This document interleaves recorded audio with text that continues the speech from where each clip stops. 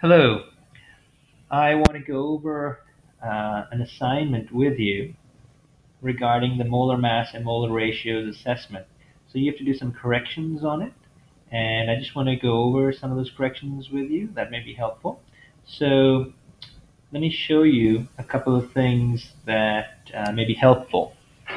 For your assessment, the first question was about baking soda, the sodium bicarbonate.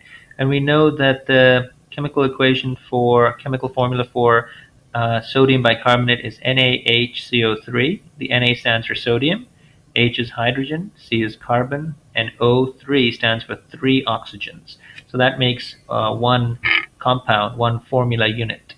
And the reason I'm calling it a formula unit and not a molecule because it's an ionic compound. Remember, whenever they're ionic compounds, you call it formula units. Whenever it's a covalent compound, then you can call it a molecule.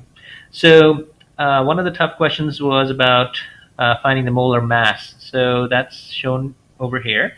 You start off by writing down the chemical formula, and then you just find the molar masses of each one of the elements in the formula. And you'll notice that I did 3 times 16 because there's 3 oxygens. One oxygen has a molar mass of 16, and there are 3 of them, so I did 3 times 16. There's 1 carbon, there's 1 hydrogen, and 1 sodium. And you simply add them all up, and it comes out to be 84.01 grams.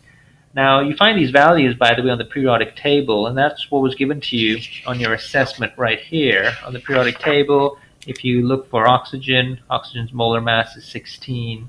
If you look for carbon, carbon's molar mass is 12.01. So you find the molar masses using the periodic table, and then you can go ahead and solve for the molar mass. And because I'm looking for the molar mass, that says what is 1 mole of this compound. What's the mass of 1 mole of that compound? So that's going to be in grams. If I was talking about molecular mass or formula unit mass, if I'm talking about one particular molecule, then you would put it in U for atomic mass units. For acetic acid, this is your equation. This is your chemical formula for acetic acid: 1 carbon, 3 hydrogens, 1 carbon, 2 oxygens, and a hydrogen.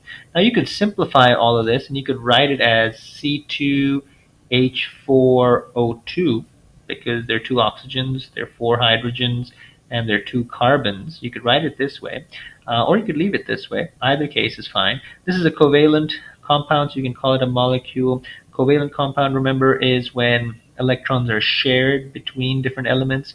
Ionic compound is when electrons are removed or added to the elements, making one element positively charged and the other elements negatively charged, and then the positive and negative attraction is what binds the elements together. But in covalent, it's always just sharing electrons. So 2C asked for the molar mass, so I'm showing you the work for the molar mass right here. And you can simplify things. If it's 2 oxygens, I added 16 plus 16, but you could just do 2 times 16. Just like over here, it was 3 hydrogens, so I did 3 times 1.01 grams, as opposed to doing 1.01 plus 1.01 plus 1.01. But instead of adding 1.01 3 times, you can multiply it by 3. But instead of adding it twice, you can multiply it by 2. Do whatever is simpler for you. But you're supposed to find their individual masses, and then you can go ahead and add them all up to come up with the total value, 60 grams. This is the molar ratio. The molar ratio, they asked you about sodium bicarbonate, which is this guy, and they asked you about carbon dioxide, which is this guy. And to do that, you just have to look at the coefficients. There's no number here, so that means the number 1 is present. So if the coefficients are 1 and 1, that means for every 1 mole of sodium bicarbonate, you will produce 1 mole of carbon dioxide. So the molar ratio between these two is simply 1 to 1. Finally, on the back, I'm going to actually use a student's work here.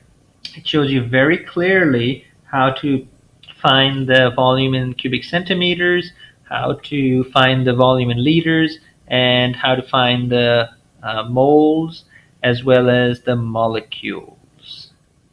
So this is excellent work done by one of your peers. So I'm just going to leave this here for you to take a look at. The first thing they did was they used the circumference equation. Circumference is equals to 2 pi r. Pi is 3.14, and that's the first thing they did here. They divided the circumference by 2 pi to get the radius. The 3.18 is the radius. Then they use the volume equation. Volume equals 4/3 pi r cubed. And they use the volume equation right here to find the volume, and it came out to be in cubic centimeters. Finally, they took the volume in cubic centimeters and they converted it to liters. This should be a multiplication symbol. Because 1 liter is 1,000 cubic centimeters, so they're dividing 134 by 1,000, and it comes out to be 0.134 liters. Next, they change it from liters to moles. This again should be a multiplication symbol, but this is 1 mole of a gas at standard temperature and pressure takes up 22.4 liters. So this is a conversion that you could use, and the liters cancel out, so it's 0.134 divided by 22.4, and you come up with 0.006 moles. Finally, you have to go from moles to molecules. So 1 mole has 6.022 times 10 to the 23 molecules. This is an important number to remember. So you simply multiply the moles with the molecules, and you'll come up with your final answer, which is 3.613 times 10 to the 21 molecules. If you have any questions, let me know. Otherwise, please do your assessment corrections and place them in the Dropbox by Wednesday, December 4th, 11:59 p.m. at the latest. Thank you.